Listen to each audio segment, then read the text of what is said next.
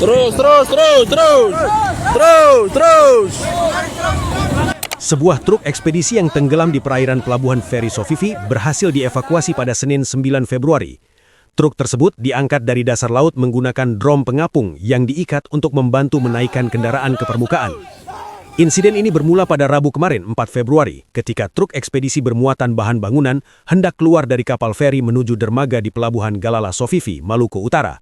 Saat truk melintas di ramdor, pintu rampa kapal yang berfungsi sebagai jembatan penghubung antara dek kapal dan dermaga, struktur ramdor tiba-tiba patah dan tidak mampu menahan beban kendaraan. Akibatnya, truk kehilangan tumpuan, terperosok dan terjun ke laut hingga tenggelam ke dasar.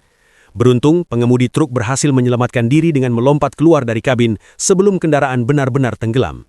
Tidak ada korban jiwa dalam kecelakaan ini, dan proses pengangkatan menggunakan drom berhasil dilakukan beberapa hari kemudian.